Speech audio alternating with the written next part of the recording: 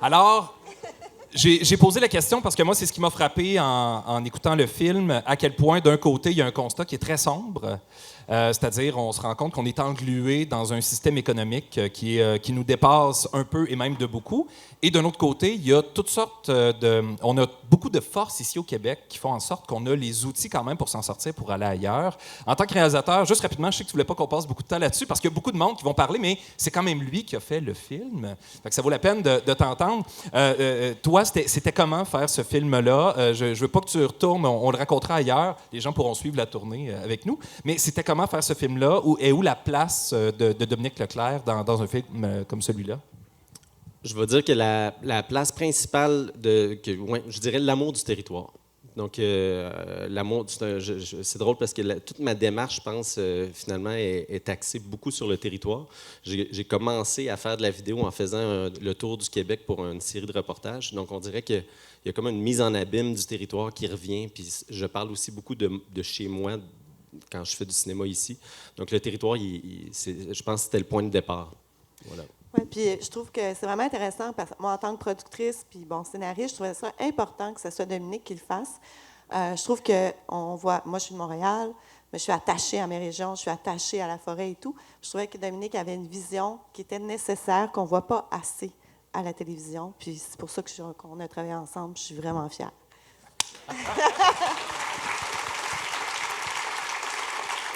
J'ai oublié de prendre juste quelques secondes. Dans le fond, on va discuter avec les intervenants qui sont là. On a une vingtaine de minutes pour le faire. Ensuite, il y aura une dizaine de minutes au cours desquelles vous pourrez poser des questions ou encore y aller d'intervention. C'est certain que si quelqu'un prend 5 minutes pour nous exposer sa thèse très savante au sujet de la situation, ça se peut qu'on manque de temps là, pour un peu la suite des choses. Fait que, des interventions succinctes, des questions qui sont posées, mais surtout, vous aurez l'occasion de revoir le film, conseiller à des gens de le revoir. Organisez-vous des visionnements collectifs, peut-être, pour pouvoir en discuter entre vous. Mais je voulais juste mettre ça au clair. C'est pour ça que je vais avoir l'air un peu speedé, et je le suis, mais je ne suis pas là pour parler de mes émotions.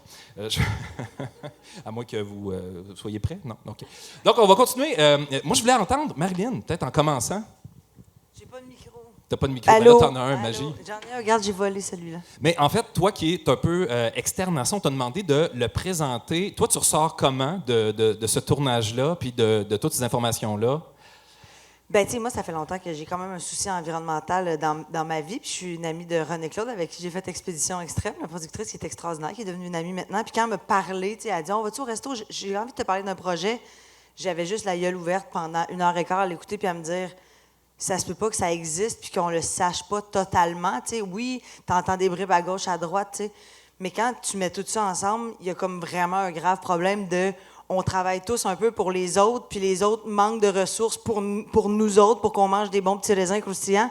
Fait qu'il y a comme quelque chose pour moi qui était super instinctif. J'ai fait, je veux absolument être associée à ça, puis pouvoir en parler. Tu sais, veux pas, oui, je suis humoriste, oui, tu sais, j'ai peut-être pas trop rapport, si on pense à proprement dit, mais au bout du compte, j'ai la voix pour pouvoir en parler le plus possible. C'est vraiment ça qui est important, parce que, tu sais, on a bien beau écouter Occupation Double puis trouver ça bien intéressant, mais il y a des affaires beaucoup plus graves qui se passent en ce moment, puis c'est le fun que ça existe puis qu'on puisse en parler. Voilà. Absolument, puis en même temps, ça concerne tout le monde. Oui, incluant ben toi. là, ben oui, mais absolument. Absolument. Voilà. Puis moi, ce que je disais, tu sais, puis on parlait, moi, puis René Claude, puis je disais, tu sais, tu regardes ce documentaire-là, puis tu fais juste pas comprendre à quel point on s'ouvre la bouche, puis on se met tout dans la bouche en se disant, ah ouais, c'est bon, je mange ça, je vais payer cher pour ça, je m'en fous, c'est pas grave, quand on pourrait juste revenir à la base de la vie, c'est-à-dire manger les légumes de saison, recommencer à vivre comme dans le temps, aller acheter chez son agriculteur pas trop loin, tu sais, recommencer à vivre. Je trouve que c'est ça qui, pour moi, est le plus pertinent quand tu y penses, c'est de redevenir une petite micro-société qui s'entraide entre eux sans donner à l'extérieur. Puis c'est triste, au bout du compte. C'est triste, mais on peut être heureux quand même. À soir, on va boire du champagne. Merci, Marilyn. Mais moi, je trouvais ça important que Marilyn soit là parce que il y a beaucoup d'experts qui disent que ça peut prendre 2, 3 générations avant de changer les choses. Puis Marilyn, elle parle à une génération qui est plus jeune, qui va aller chercher, qui va se questionner, qui va regarder le documentaire, Puis j'ajoute qu'il va y avoir des capsules qui vont être dans toutes les écoles du Québec, sur Télé-Québec en classe, pour chacune des ressources, pour expliquer la financiarisation. Puis c'est pas juste pour les enfants. Moi-même, j'ai appris des choses. Fait que c'est vraiment... On est très fiers de ça. La financiarisation, je m'adresse à François, ça semble être une clé pour comprendre un peu à la fois notre désarroi collectif, les crises écologiques, la dévitalisation des villages. On a là peut-être une partie de la réponse quand on est totalement en état de totale incompréhension devant ce qui se passe, devant les crises. Ça pourrait être un bout qu'on pourrait utiliser pour mieux comprendre les raisons de ça? Oui, je pense que oui. Ça explique aussi en partie pourquoi on est dans une sorte d'abouli. C'est un terme un peu sophistiqué pour dire qu'on est un peu endormi, on est drogué. Tu as dit abruti? Abouli. Ah, excuse. Je vous apprends des mots, hein? C'est un synonyme. Financiarisation, abouli. Ça désigne un corps qui est comme... pas vivant. On est drogué par Amazon, on est drogué par Netflix. Financiarisation est aussi derrière ça. Donc, je pense que la première chose à faire pour bien agir, c'est de bien comprendre ce qu'on fait. Il n'y a pas de bonne action s'il n'y a pas de bonne compréhension. Donc, définir l'état de situation, c'est évident que c'est déprimant. C'est évident. Mais il faut passer ce moment-là et ça va nous renchausser collectivement et individuellement. Ce n'est pas en disant il faut aller vers ce qui est doux, ce qui est soyeux, ce qui est feutré. C'est nous cacher à nous-mêmes la réalité, puis c'est en plus s'affaiblir individuellement. Je pense qu'il faut avoir le courage individuel et collectif de regarder les choses en face, d'avoir les yeux en face des trous. Puis ensuite, une fois qu'on a le bon état de situation, là, on peut trouver des façons de composer avec la réalité. Puis la financiarisation, j'en conviens, c'est une grosse patente. Ça s'est vraiment émissé partout. Là, j'ai dépeint dans le superbe documentaire juste deux visages, là, par les entreprises puis par la consommation. Mais écoutez, il y en a sur les monnaies, les taux de change. C'est un système. On est un peu... Il y a à peu près tout le monde ici, je pense, a vu le film La Matrice. Bien, c'est pas juste un film. Donc, on est là-dedans. Maintenant, qu'est-ce qu'on fait? Je n'ai pas la réponse. Je peux dire comment on peut penser les choses, mais pas dire comment faire. Ça se trouve bien parce qu'au Québec, le comment faire, on n'est pas sans moyens. L'Abitibi en sait quelque chose. L'Abitibi s'est développé beaucoup sur le modèle coopératif. Témiscamingue aussi. Témiscamingue. Et C'est une inside régionale. effectivement. Et le reste du Québec aussi, je le mentionne dans le film, la Caisse de dépôt de placement, c'est quand même 300 quelques milliards d'encours. Et là, la Caisse tend à nous échapper. On est encore en train de nous déprimer. Bien, il va falloir être un petit peu plus à l'affût parce que la Caisse, c'est un outil d'intérêt général qui est en train de nous échapper. Même si... Par la financiarisation? Oui, et par le fait qu'elle échappe au Québec dans le Canada. De plus en plus, elle a financé les opérations d'exploitation des sables bitumineux au lendemain de la crise 2008. C'était le principal outil financier des sables bitumineux. Et encore aujourd'hui, on n'a pas fait l'analyse du portefeuille, mais la Caisse ne doit pas être bien loin dans le palmarès. Je voudrais juste terminer sur l'avenir en disant ceci. Desjardins a une très, très belle phrase, je ne me souviens plus dans quel album, qui dit « Nous ne sommes pas individualistes, nous sommes grégaires et séparés ». C'est vrai qu'on est séparés. On a l'impression d'être ensemble. Et je pense qu'on l'est une fois de temps en temps, et ce film-là nous met ensemble. Nous, les Québécois, les Québécoises, les territoires, la réflexion qu'on a, il y a des lieux comme ça où on est ensemble. Ces lieux-là sont rares. Et lorsqu'ils arrivent, ils sont menaçants. Puis les personnes, souvent, ne le savent pas. Parce que quand on regarde ça, le mot de Donald est extraordinaire dans le documentaire. Le génie technique, les compétences et la coopération du monde minier, du monde forestier, du monde des pêches, de l'élite qui pilote ça, elle est avérée. Il y a une vraie coopération, il y a une vraie communauté financière dans ce milieu-là. Il faut créer une communauté de résistance québécoise, interrégionale, intersyndicale, interpersonnelle, interrang, interquartier, pour faire face à ça. Parce que tant qu'on va marcher là-dedans comme consommateur, acheter c'est voter, c'est condamner les gens à l'impuissance. Il faut qu'on soit ensemble. On l'aime, hein?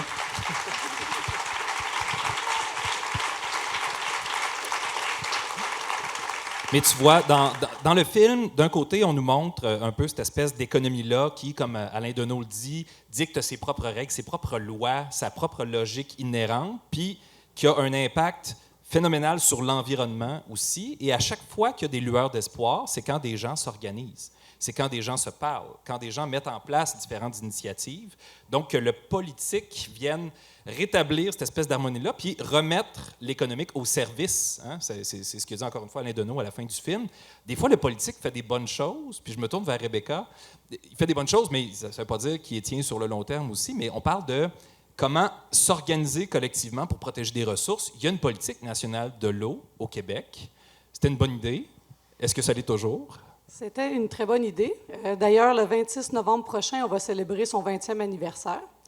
Il y a des grandes fêtes organisées dans les rues ici. Parfait. Donc, Commandité par ESCA. Et ses 2 employés. Oui.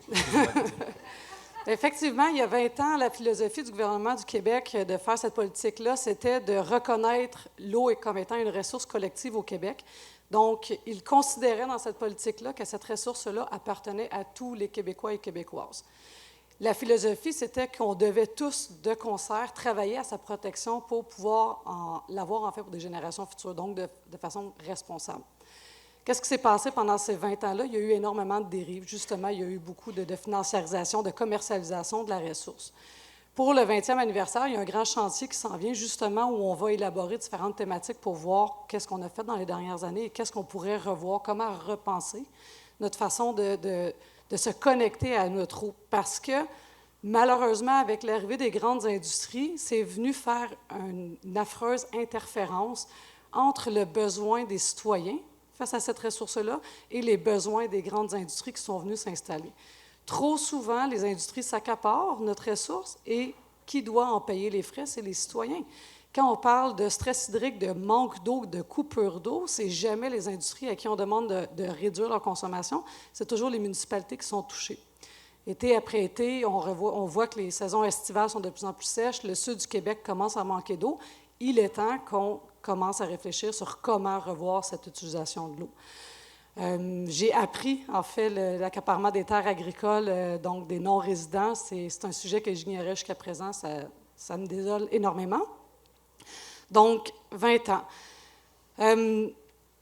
Par la suite, je vais faire du chemin un peu sur ce que François a parlé. Au Québec, au Canada, on a la chance d'avoir une des démocraties les plus mobilisantes et les plus participatives pour les citoyens. Je pars dans une semaine et demie participer à la COP27 qui aura lieu en Égypte pour justement représenter l'accès universel à l'eau, donc le droit humain à l'eau. Et puis, on part avec la plus grande délégation du monde, de la société civile. C'est pas rien.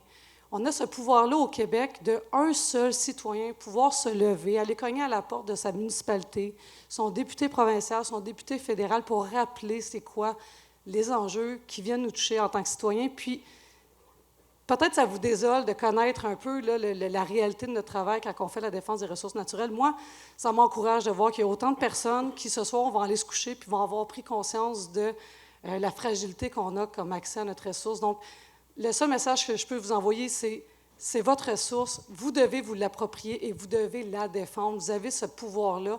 Pour toutes les nations dans le monde qui n'ont pas accès à cette démocratie-là, profitez-en. C'est vraiment un cadeau qu'on a en Amérique du Nord, au Canada, au Québec. Puis on devrait l'utiliser beaucoup plus. Et ben voilà, je vais laisser la parole au prochain. Merci infiniment, Rebecca. Comme quoi, face à cette désolation-là, on peut s'écraser, mais on peut rebondir aussi. Ça peut faire une motivation d'agir. Il y a une espèce de méconnaissance, puis il y a une déconnexion face au territoire aussi qui nous empêche de nous insurger ou de nous indigner. Ça se vit dans le monde minier, entre autres. Puis Rodrigue, tu l'as bien expliqué, entre autres dans le documentaire, mais dans différentes conversations qu'on a pu avoir au fil du temps, à quel point c'est loin de notre collectivité. Les retombées, elles sont essentiellement économiques, mais ce pas des gens qui nous fabriquent des bijoux, mettons, puis qui les répandent dans la communauté. C'est un travail il y a une perte de sens qui est ahurissante. Il y a une déconnexion du territoire aussi, on dirait. Tout d'abord, je veux souligner la qualité du documentaire. Moi, j'ai appris beaucoup. Là. C'est un peu le champ de tous mes intérêts et j'ai vraiment appris énormément. Félicitations à tous les intervenants. La qualité des images aussi, c'est phénoménal. Là. Je pense que ça vaut la peine d'être souligné. Et de ce beau territoire dont il est question, je pense que moi, ce que je voudrais ajouter d'emblée, c'est que c'est un territoire qui ne nous appartient peut-être pas autant qu'on voudrait bien le croire ou le penser. Je pense que c'est un territoire qui a été habité pendant des millénaires, hein, on le sait. Et je pense que c'est ce que je veux amener finalement aujourd'hui à la discussion. Je ne suis moi-même pas une personne autochtone, mais dans le domaine minier, là, pour rattacher la question qui m'est adressée, pas plus tard qu'hier, là, je suis allé voir des amis du côté de Long Point, et c'est avec la plus grande désolation que je leur ai présenté la carte de leur territoire ancestral, qui est clémée à la grandeur, sans jamais qu'ils aient été consultés. Moi, je suis pas promoteur minier, là, vous avez compris, c'est un subterfuge ici, mais C'est du théâtre. C'était aussi pour montrer que si jadis, puis on ne remonte pas à des millénaires de ça, là, l'Abitibi, le vent le colonialisme, là, c'est quand même assez récent. Là. Mais en ce moment même, l'Abitibi-Témiscamingue, comme l'ensemble du Québec, on vit un boom minier extraordinaire. Et ça, c'est pas fait par des prospecteurs ou des personnes qui vont jalonner le territoire. Là, ça se fait tout de manière électronique. Depuis 2020, depuis novembre 2020, donc depuis 2 ans, la région de l'Abitibi a vu 12 000 claims s'additionner. En ce moment, on est environ à 42 000 claims. C'est une superficie, juste le territoire claimé à l'intérieur de l'Abitibi-Témiscamingue, qui est plus grand que le pays de Salvador. Mais ça, personne n'est au courant. Et il n'y a pas de consultation. Et j'ajouterais, il n'y a pas de consentement non plus. Moi, le message que je veux amener aujourd'hui, puis l'élément qui me rassure, puis qui me permet de voir l'avenir avec un certain optimisme pour changer les choses dans ce secteur-là, comme dans plusieurs autres, où ces préséances règnent à l'égard des grands pollueurs de ce monde et des grands bénéficiaires de la financiarisation, eh bien, c'est que pas plus tard qu'au mois d'août de cette année, on a commandé un sondage auprès de la firme Léger qui indiquait que 78 % des Québécois et Québécoises sont en faveur d'exiger le consentement des communautés locales, Premières Nations et municipalités pour toute activité minière, ce qui inclut l'exploration. Donc, on voit vraiment qu'il y a une commande claire qui est envoyée, pas juste à l'Assemblée nationale, mais dans nos collectivités, dans nos milieux, dans nos familles, à discuter de comment on peut soigner notre relation les uns les autres à l'égard de ces ressources-là. Puis en passant, je veux juste terminer sur le fait qu'on fabule en pensant que tout ça, c'est fait pour la transition énergétique. En ce moment, au Québec, 78 % des ressources minérales qui sont valorisées, dans lesquelles on investit activement, c'est de l'or. Fait des satellites avec ça, là. Et voilà, et l'or, à 92 % ne sert pratiquement à rien. C'est fait pour des fins financières, des bancaires, ouais. Et finalement, c'est ce qu'on entretient. Et l'Abitibi-Témiscamingue, c'est ça qu'on peut faire. Si on veut lutter contre la financiarisation, levons-nous, exigeons un changement, exigeons le consentement des communautés locales, des Premières Nations. Ça m'amène. Ben, je vais compléter. Puis merci beaucoup, Rodrigue. Rodrigue, qui est lui-même une richesse naturelle ici en région. Je conclue avec Patrice. Patrice, on a besoin d'un docteur, donc je fais appel au docteur Antoine, docteur Leblanc. Toi, ton diagnostic quant aux outils dont on dispose en ce moment en Abitibi-Témiscamingue pour infléchir un peu le cours des choses. Est-ce qu'on est bien positionné ou si on a beaucoup de croûtes à manger et que tu préférerais déménager bientôt? Que ce soit aux Îles-de-la-Madeleine, donc retour au bercail pour toi, ou est-ce qu'on est bien positionné ici en Abitibi-Témiscamingue? C'est quoi l'état de notre potentiel démocratique, si on veut, autour de ça? Bien, sûrement, ce qui est intéressant à réfléchir, c'est que il y a différents travers. Quand on pense à changer, transformer les choses, je dirais qu'il y a 2 grands travers auxquels on pense. Le premier, je dirais, c'est le grand soir. Là. On a l'impression, on espère que tout d'un coup, le monde va changer, puis que demain matin, tout va être pour le mieux. Malheureusement, le changement social, c'est un processus qui est lent, qui prend des actions qui sont sur le long terme. On a parlé de 2, 3, 4 générations avant que le changement arrive. Là. Alors, je dirais que ça, c'est un des premiers travers, d'une certaine façon. Donc, d'imaginer que demain matin, le changement va arriver. Ensuite, il y a des éléments sur lesquels on peut réfléchir on pense aussi, enfin, quand on interpelle le docteur, on dit comment on fait ça pour changer? C'est quoi la recette? Alors, si on avait la recette, ce serait super cool parce qu'on l'aurait appliquée et on aurait déjà tout changé. Or, on ne connaît pas la recette. On ne connaît pas la recette parce que les sociétés, les villages, les régions sont toutes différentes les unes des autres et les acteurs sociaux, ceux qui portent le changement, sont différents. Les contextes sociaux, les contextes historiques sont différents. Donc, il n'y a pas vraiment de recette dont on peut vraiment, sur laquelle on peut tabler. Là. Mais il y a des ingrédients. C'est ce que j'allais dire. Il y a des ingrédients qui sont plus présents habituellement quand les choses se passent bien. Un de ces ingrédients-là, c'est celui des... je dirais, c'est l'information, l'animation qui sont des éléments importants. On l'a vu dans le film encore, on nous a parlé des chantiers coopératifs, ou dans le domaine des pêches aussi, il y avait ça. Donc, on a besoin d'informations, on a besoin de connaître, on a besoin de comprendre les choses. Puis après ça, on a besoin de formation, d'animation autour de ça. Les chantiers coopératifs sont un exemple. On en a eu ici en Abitibi-Témiscamingue, tu demandais un peu, dans la forêt. Il y a eu dans le domaine de l'exploitation forestière. Un outil extraordinaire qu'on a en Abitibi-Témiscamingue, c'est l'Observatoire de l'Abitibi-Témiscamingue, qui est un outil qu'on s'est donné collectivement, il y a déjà presque 20 ans, je pense bien, qui nous permet de ramasser beaucoup d'informations sur la région. Les filles à l'Observatoire, c'est essentiellement des filles qui y sont, collectent l'information, la mettent en forme et la diffusent. Et les acteurs sociaux qui veulent interagir, veulent agir sur leur société, il y a là un puits de connaissances important.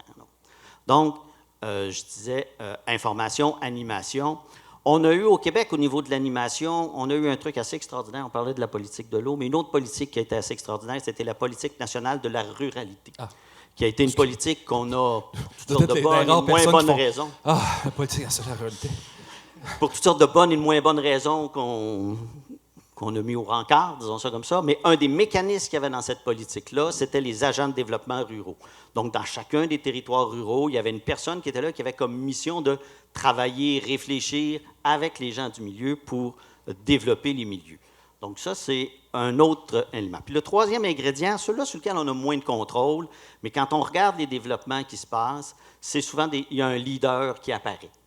Et donc, il y a une tête forte, une personne qui a du caractère, qui a un charisme, puis est capable de mobiliser les gens autour de lui. Ça, c'est plus difficile à créer, ce leader-là, mais c'est souvent des éléments qu'on va retrouver.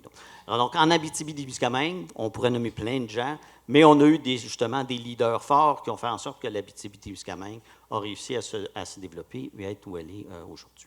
On se permet d'envoyer la main à Guy. Alors, merci à vous tous et toutes. Pour ces premières prises de parole, on a un micro en haut et un micro ici. S'il y a des gens qui ont envie de venir poser des questions ou de venir prendre la parole, vous pouvez le faire en vous présentant juste ici. Ben oui, absolument. C'est exactement ce que je dis. Oui. Bonjour. Bonjour. Mon nom est Zoé. J'aime beaucoup l'Abitibi. J'ajuste mon micro. Ça a été mon temps. Pas la Témiscamingue? Bravo. J'adore l'Abitibi-Témiscamingue. J'apprends qu'il faut dire de plus en plus les deux. Depuis tantôt, je vais essayer de ne pas faire ça en 5 minutes, mais je vais essayer de faire ça moins long. D'abord, j'ai un élan et ensuite, j'ai une question. Donc, je vais commencer avec l'élan. Moi, je suis transie là, depuis tout à l'heure. Je trouve ça extraordinaire, ce qu'on a vu. Bravo, Dominique. Vraiment, c'est fou. J'ai vu que c'est toi qui as fait les images. Zoé, c'est la voix de Télé-Québec. Donc, c'est drôle. J'ai annoncé votre film pour nous, chez nous, mercredi 9 novembre, à Télé-Québec. Ça donne le goût de réécouter. Entre autres, mais je l'ai annoncé avant de savoir que j'allais venir le voir, fait que je suis vraiment heureuse. J'ai l'impression d'avoir assisté à quelque chose de très, très important, de la trempe de Pour la suite du monde, là. Moi, je suis là, je suis comme Dominique, c'est Michel Brault, dans le fond. Michel Brault du 21e siècle. Mais aussi, je veux dire merci d'avoir mis la philosophie aussi au premier plan. On a rarement accès à la philosophie. Je travaille en ce moment à faire une tournée. D'ailleurs, on joue à Val-d'Or le 1er novembre. Je fais une tournée d'un spectacle qui porte sur la philosophie, qui a été écrit et mis en scène par Olivier Chouanière. Bref, ça pour dire que j'adore la philosophie et vous êtes là avec Alain Deneau, mais aussi avec des experts qui sont tellement importants. Merci aussi de ne pas nous avoir pris, nous, téléspectateurs québécois, j'ajoute, pour des caves. Parce qu'on se fait prendre pour des caves dans ces matières, je trouve. C'est-à-dire qu'on nous enlève accès à toute cette information, mais aussi on s'adresse à nous souvent dans des termes infantilisants. Et je trouve que c'est riche, tellement riche intellectuellement, et ça nous transporte. Moi, je shake, là, j'ai le shake depuis tantôt. Donc ça, c'est mon élan. Je veux vous dire merci. Ma question. D'abord, ça Je veux pas te brusquer, hein. Je veux pas te brusquer. Non, mais tu sais, j'ai 5 minutes, là, ton mais c'est ça. Ma question s'adresse aux experts. C'est-à-dire que moi, depuis tantôt, je me pose la question, quelle est votre sincère et réelle attente et ou espoir par rapport à la réception de ce genre de film, puisque j'imagine que vous êtes des experts qui, je ne sais pas depuis combien d'années vous œuvrez, je vous rencontre là, aujourd'hui, mais que j'imagine que c'est pas la première fois que vous prenez la parole pour dénoncer ce genre de choses. Et moi, ça me fascine j'écoutais tantôt en faisant la route, il y a la chanson de Mes aïeux qui est passée à la radio, ça me faisait rire, mais la danse du déni de l'évidence. Oui. Et là, bon, je riais, puis j'écoutais la tune, je me disais, Chris, elle est bonne cette tune-là, dans le fond. Mais ça pour dire, quelle est votre attente réelle par rapport à la réception de ce genre de truc aujourd'hui, en date d'aujourd'hui? Merci de m'avoir entendu. Merci. Merci à toi. Merci. Merci, Zoé, de cet élan. C'est vraiment beau. Moi, mon attente, elle est très simple vis-à-vis tout citoyen qui va nous écouter aujourd'hui, demain, au courant de la tournée ou sur Télé-Québec. C'est justement, on ne vous prend pas pour des caves, puis à partir du moment où vous avez ces informations-là, devenez critique. Commencez à regarder le monde autour de vous. Commencez à vous poser des questions. Si vous ne connaissez pas toute la chaîne d'approvisionnement derrière un objet, c'est là où ça commence à être douteux. Qu'est-ce qui se passe? Où est-ce que ça a poussé? Les personnes qui ont fait pousser l'aliment, dans quelles conditions étaient-ils?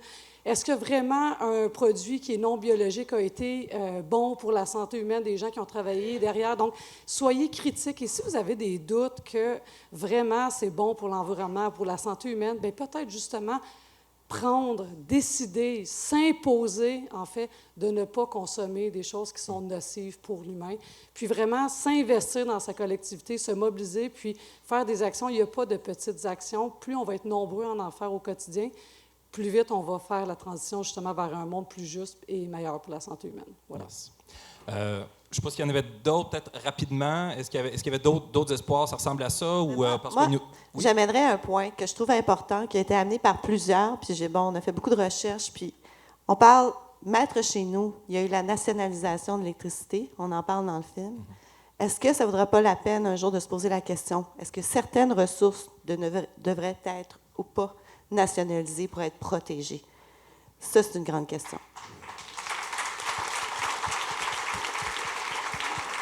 Je pense qu'on a une intervention en haut. Peut-être y aller rapidement, s'il vous plaît. Oui, bonjour, Monsieur l'Italien. Une question. Que pensez-vous du terme terronomie pour changer le terme économie qui est galvaudé de ce temps-ci? Et Monsieur Turgeon, que pensez-vous de l'idée de rendre les esquerres de l'Abitibi à l'ONU, patrimoine de l'UNESCO? Merci beaucoup. Alors, c'est cette portion. Bravo pour le film. Merci. Alors, c'est la portion de cette espèce de panel où on répond excessivement rapidement aux questions. Il y a une musique phonique qui joue. Donc, François? En 2 minutes, même pas, 30 secondes, le mot économie vient de oikos, qui veut dire le domaine, qui veut dire la maison. Le mot économie a été, en fait, subverti pour désigner l'art, en fait, la technique d'accumuler contre la maison.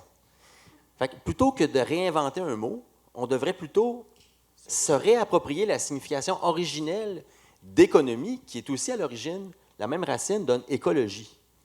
Puis ça, là, c'est dans un programme qu'on devrait le voir. L'économie, au sens radical, veut dire la maison, la maisonnée, le domaine, ce qui est fini. Prendre soin de la maison. Rodrigue, les esquerres? Oui, bien, je suis très content pour la question. Je suis moi-même natif de la municipalité avec la meilleure eau au monde.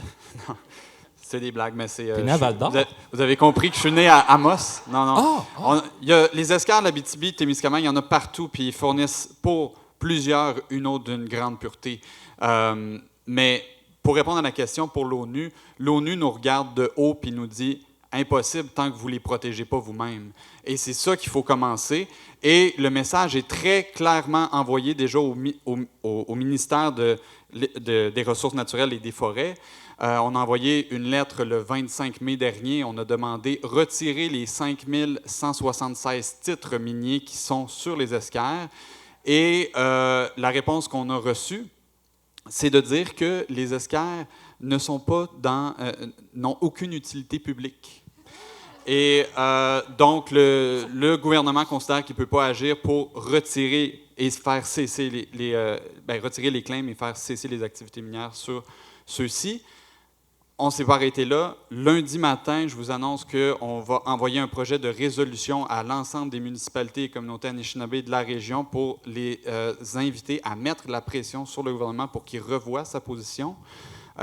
Personnellement, je considère que l'Assemblée nationale est souveraine de faire ce qu'elle souhaite, mais qu'on se le dise, là, en Abitibi-Témiscamingue, les esquerres, ça représente une portion marginale du territoire, c'est juste 6,9 % du territoire dans la région, et cependant, les esquerres sont clémées à 60 % en ce moment. Fait que il y a une réelle urgence d'agir à cet égard-là, mais on sait que la région est seulement protégée à 8,50 %.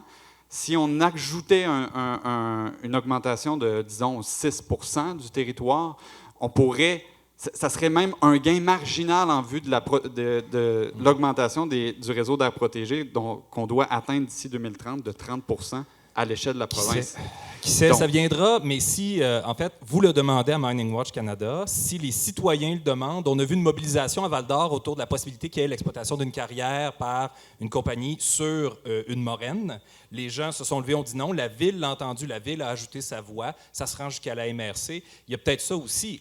L'implication citoyenne a un impact et collectivement, ce qu'on a à faire, c'est de se doter de plus en plus de tribunes comme celle-là, où on peut interagir, où on peut réfléchir à l'avenir, où on peut planifier l'avenir, mais où on peut avoir du pouvoir ensemble, retrouver cette insularité-là. On aurait pu parler de pardon? Demain, c'est vrai, il y a une marche sur l'escale. Ça vous tente d'aller vous balader dessus? C'est à Saint-Mathieu? C'est à la Motte. À la Motte. C'est à la Motte, à midi. Mais je ne veux pas t'interrompre, PA, je fais juste... C'est exactement ce que tu fais. Mais... c'est trop important de le dire. S'opposer à un projet, c'est facile. Oui. Là, ce qu'on demande, c'est retirer la préséance à l'ensemble du territoire.